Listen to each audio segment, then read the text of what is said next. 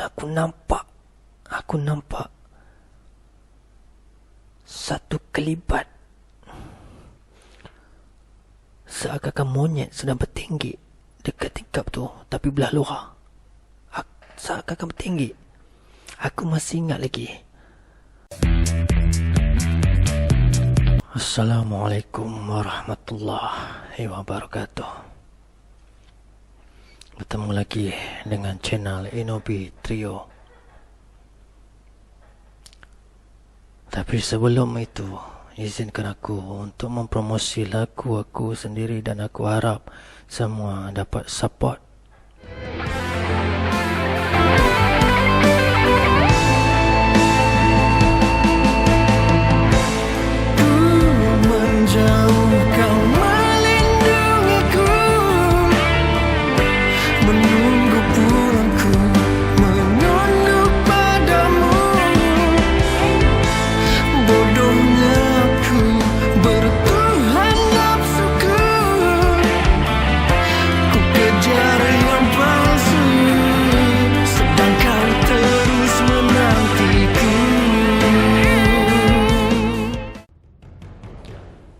Pada hari ini, aku nak cerita tentang kisah seram yang pernah terjadi kepada diri aku sendiri. Kisah ini terjadi di taman. Ketika itu, kita orang sekeluarga baru saja pindah ke kawasan itu. Itu masa tu, kawasan tu adalah kawasan perumahan yang baru, dan kita orang adalah antara yang paling awal duduk dekat situ. Masa tu kosong lagi kawasan tu. Boleh kata, boleh dikira dengan jari lah mana rumah yang berpenghuni atau tidak. Selang 2-3 biji baru ada orang yang duduk. Kadang-kadang kosong banyak. Lepas tu selang 5 biji, 6 biji baru ada yang duduk. Kawasan baru. Mungkin kisah seram ini aku akan buat 2 part. Sebab kalau ikutkan cerita yang pada aku ingat, dia banyak jugalah kejadian-kejadian seram yang pernah aku alami. Dan aku akan ambil sedikit sebanyak kisah daripada jiran-jiran aku dulu yang pernah bercerita. Aku akan selit sikit lah kisah-kisah diorang sekali.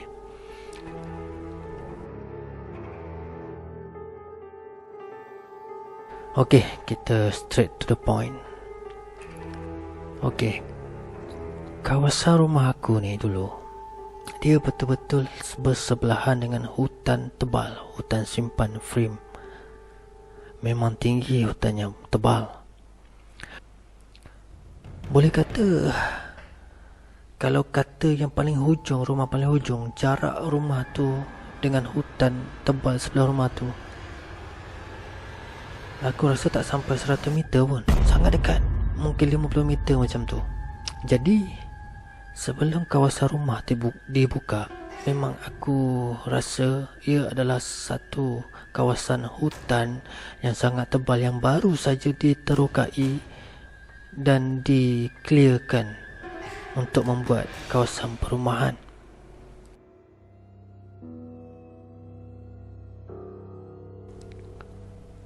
Okey, kita terus dengan kejadian pertama yang pernah aku alami. Dulu mak aku selalu ikut ayahku pergi bekerja. Kadang-kadang tengah malam atau tengah pagi baru balik.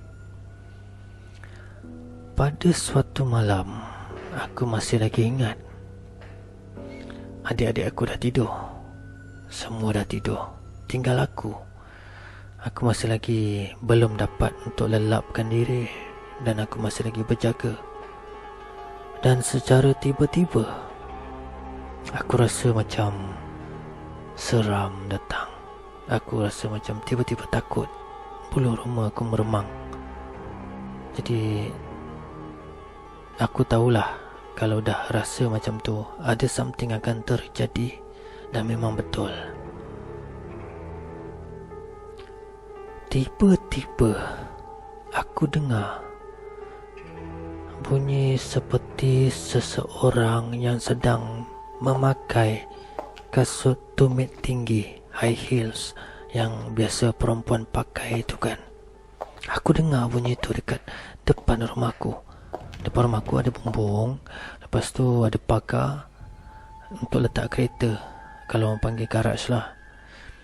Jadi aku dengar ada orang berjalan pakai high heels dekat dalam garaj tu. Mula-mula hentakan kaki dia slow, sayup-sayup.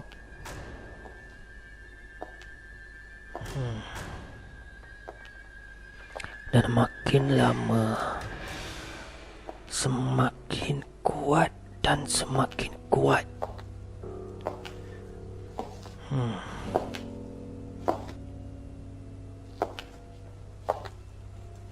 Dia seolah-olah sedang berjalan munda mandi sekitar garaj aku tu.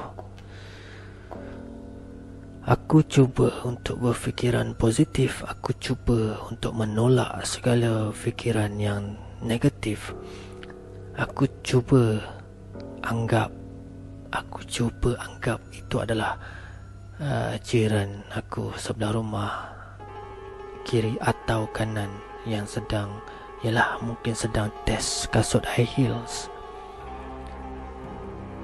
Tapi makin aku cuba untuk bersangka baik, makin aku cuba untuk berfikiran positif, tetap aku rasa tak logik. Sebab masa tu anggaran dalam pukul 1 atau 2 pagi, dan bunyi tu daripada garaj rumah aku. Sangat clear bunyi dia. Jadi memang tak logik. Memang tak logik kalau aku nak katakan itu adalah bunyi tapak kaki jiran aku. Sangat tak logik. Dan bunyi dia bukan sekejap. Bunyi dia aku anggarkan dalam 10 ke 15 minit. Jadi sangat tak logik untuk aku sangkakan itu adalah bunyi tapak kaki daripada jiran sebelah rumah aku. Sangat tak logik. Untuk apa dia berjalan depan rumah pakai high heels munda mandi? Sangat tak logik. Bunyi dia sangat kuat.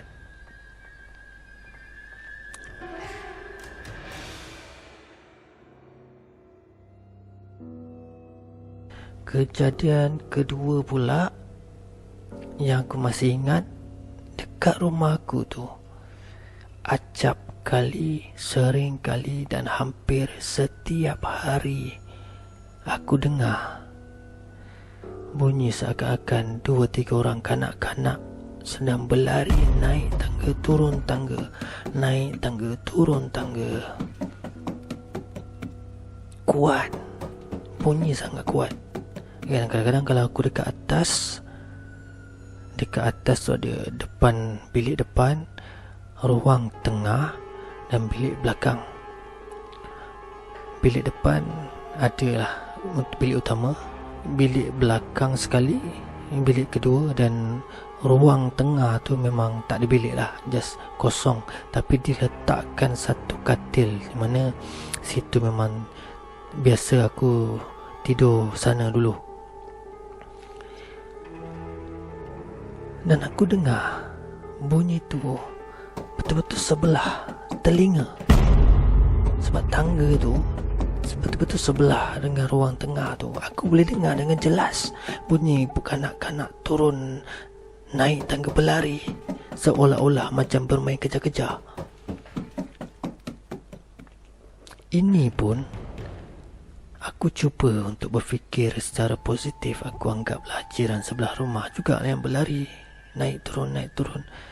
Tapi masih lagi tak logik. Sebab benda tu terjadi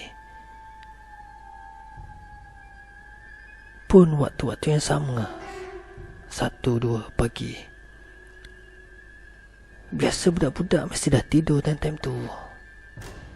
Jadi apa yang aku dengar tu?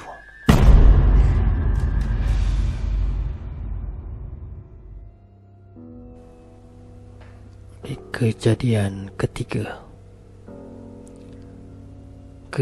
ketiga yang aku masih lagi ingat sampai sekarang.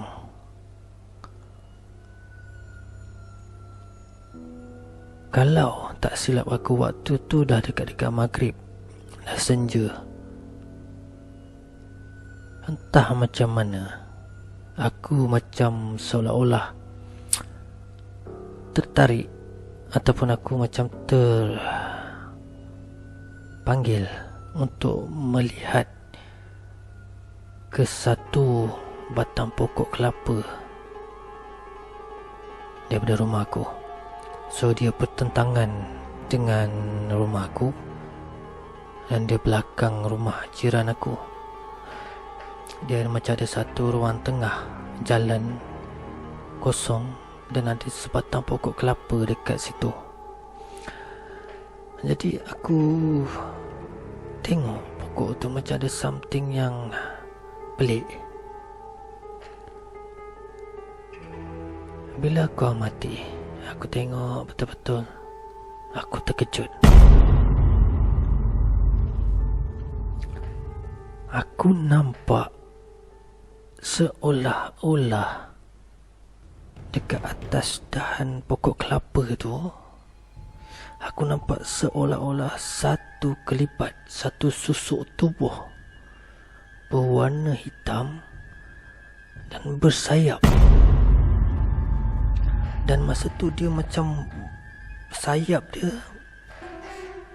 macam terbuka kiri kanan, warna hitam.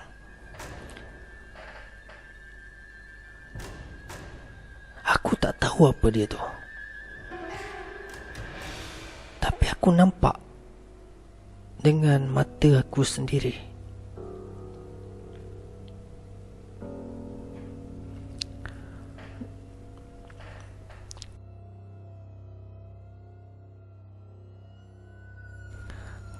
Okey, kejadian keempat. Ini kejadian yang aku rasa boleh dikatakan kejadian yang agak ngeri, seram dan ngeri.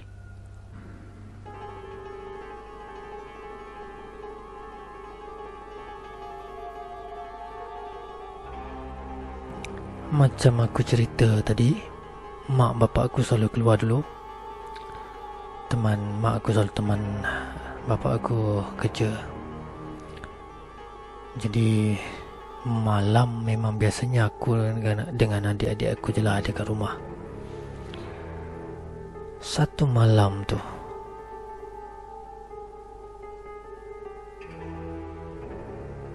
entah kenapa aku tak ingat kenapa aku boleh ke dapur.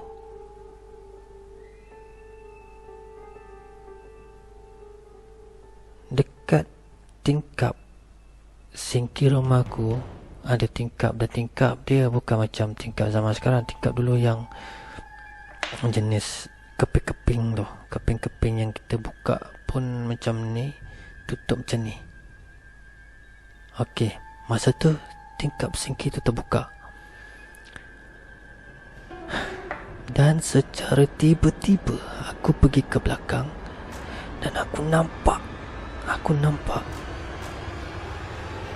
satu kelibat seakan-akan monyet sedang bertinggi dekat tingkap tu, tapi belah luar. Seakan-akan bertinggi. Aku masih ingat lagi, aku masa tu betul-betul aku sangkakan dia monyet. Tapi yang menjadi persoalannya, dia cuma melekat dan tak bergerak. Dia tak berbunyi. Aku nampak macam tu dan aku tu berlari. Masa tu aku ingat lagi, aku telefon siapa sampai tak silap aku sedang marah aku ke pakcik aku, ke makcik aku sampai kau diorang minta tolong. Tapi selepas pakcik atau makcik aku datang, benda tu dah tak ada. Masa tu, ni jujur aku cakap, masa tu aku sangkakan dia monyet. Sebab dia berbulu. Tapi bila aku fikirkan balik, bila aku fikirkan semula, tak mungkin monyet. Sebab bulu dia kembang macam orang hutan, yang bulu yang tebal, kembang macam mop. Dan warna dia coklat cerah ke putih-putihan, banyak putih. Cuma dia macam seakan-akan macam monyet bertenggek.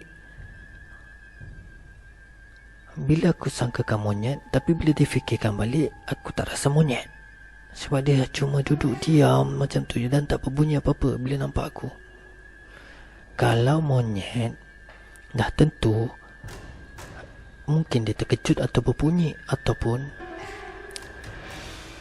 tak, aku rasa bukan monyet. Sebab dia bukan, aku tahulah bila dah besar aku tahulah bentuk monyet macam mana kan. Dia macam kembang, cuma tak besar, betul-betul lengam dengan tingkap tu.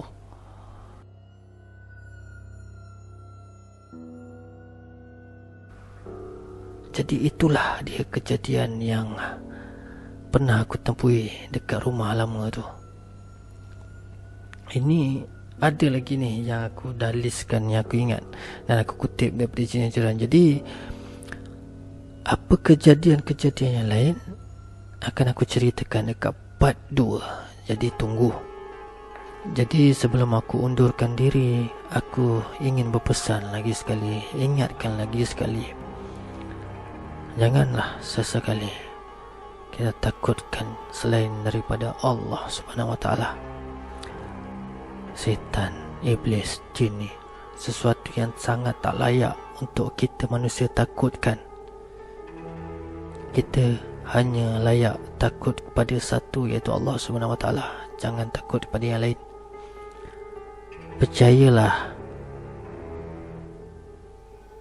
tak mampu apa pun benda-benda gaib ni untuk apa-apakan kita. Cuma diorang cuma boleh macam tu lah,